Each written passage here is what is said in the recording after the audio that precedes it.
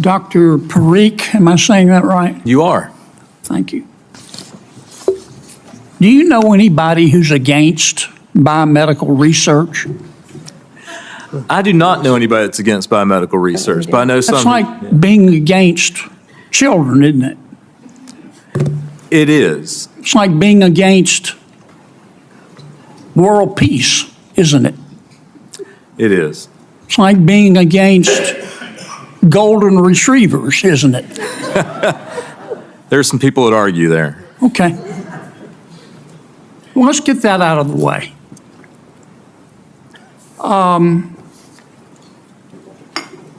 I want to ask you about NIH. I love NIH. I think they do extraordinary work. Yes, sir.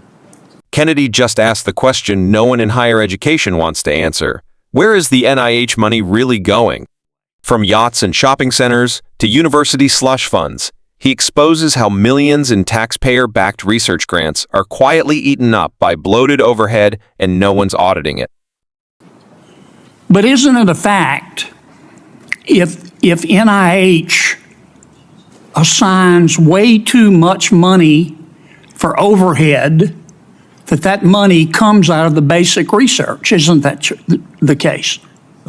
Senator, both those things are providing funds for research. And I agree with you that we need to make the administrative burden and the costs associated with it as low as possible, because we do want as much to go to Well, why research. can't NIH live with 15% overhead? Yeah. Senator, we have had a partnership that's been going on for 75 years in this country. Yes, sir, but why can't NIH live with 15% overhead? At this point, what that would do is actually turn institutions like the ones we've heard about here, it would actually make it to where they are laying off researchers and the support folks who are Well, the supporting Gates that work. Foundation, when they make grants, they limit overhead to 10%, don't they? They do, sir, but that is apples to oranges because they count different things. And the in Roberts overhead. Woods Johnson Foundation limits overhead to 12%, don't they? They do. Again, apples to oranges because they count different things. Isn't it a fact that the universities that receive the most money from NIH also have the biggest endowments? I haven't checked that, but it probably is true, Senator. And I agree with you. There are challenges that we need to work Well, on. let's take Harvard.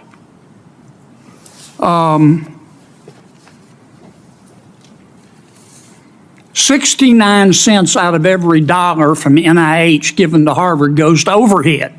No, sir, it's 69 cents out of every $1.69. It's on top of, it's not within. Okay. Which is 1.6. Let me ask you about one of the worst abuses I've ever seen. It was at Stanford. Mm-hmm. Yes, sir. Stanford was spending 74% of grants from NIH on overhead. Remember that? I do, although I was in high school at the time. Yeah. Yeah. Well, I wasn't. and they audited Stanford. Yes, sir. You remember what they found? They bought a sailboat. They found that Stanford was spending some of that money to pay the salaries of the employees at a Stanford-owned shopping center, didn't they? I don't remember that part. I do. But yeah, okay.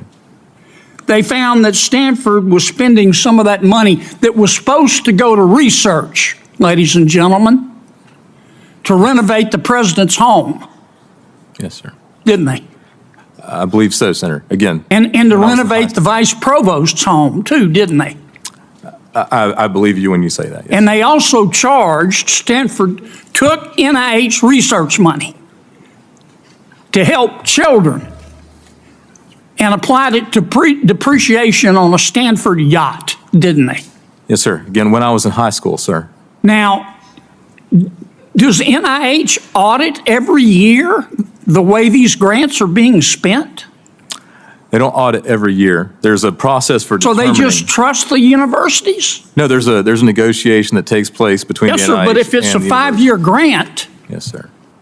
and they agree on indirect costs, they don't audit it every year. What if the universities lie to them?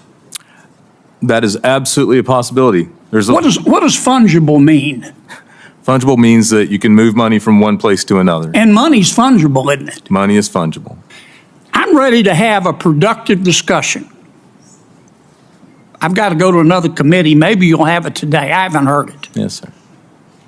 What I've heard is the implication is that anybody who is against asking hard questions about the overhead and spending is against biomedical research. I wouldn't say that, sir. I think you are a champion. And I don't agree with that. Yeah, I don't either. But every penny that we spend on overhead that's not being audited, and you know as much as I do, Doc, that some of it is being abused, is money that is taken away from research. And that's just a fact. Senator, And if you care about this child here, and I know you do, we all do, then any money spent illegitimately on overhead to pay the salary of a professor in the humanities department at a university is coming out of her research. And it's not wrong to ask questions. it is not wrong to ask No, questions. it's not. Not at all. And Senator, I think it's actually important to ask those questions and optimize the system. And I don't understand why these universities cannot live on 15% overhead when Gates Foundation limits them to 10% and the Johnson Foundation limits them to 12%. I don't understand it. All of a sudden, if they don't get 35% overhead, civilization is going to melt. It is important. My to have mama that didn't raise conversation. a fool, and if she did, it was one of my brothers. I'm not buying that. Senator, Thank you. I think it's worth the conversation. The time has expired. I went way over. I'm sorry, Madam Chair. I appreciate your indulgence. In this fiery Appropriations Committee exchange, Senator John Kennedy once again pulls no punches, this time questioning Dr. Parikh on how billions in federal research dollars are being spent. The focus, NIH grants. Kennedy isn't attacking biomedical research itself, in fact. He says he loves what NIH does. But he raises a crucial question. Why are universities getting 35% or more of every grant just to cover overhead? And what's worse, there's almost no annual auditing. That means once the money goes out, oversight gets vague. Kennedy highlights past abuses, Stanford using NIH funds to renovate homes, pay shopping center employees, and even a sailboat. These aren't conspiracy theories. They were proven in audits. He compares the NIH to respected private foundations like Gates and Robert Wood Johnson, which cap overhead at 10–12%. Why can't public institutions live with that? No one seems to have a clear answer. Kennedy's key point is hard to ignore. Every dollar lost to unchecked overhead is a dollar taken away from real research, the kind that could help sick children or save lives. And if the federal government isn't auditing every year, how can we trust that taxpayer money is being used responsibly? This hearing cuts through the polished surface of academia and puts a spotlight on a broken funding model, and Senator Kennedy is asking the questions millions of Americans would ask if they knew where their money was going. If you're tired of waste, double standards, and universities dodging accountability, hit that like button. Drop a comment with your take and subscribe to America Progress for sharp, clear breakdowns of Congress that you won't find anywhere else.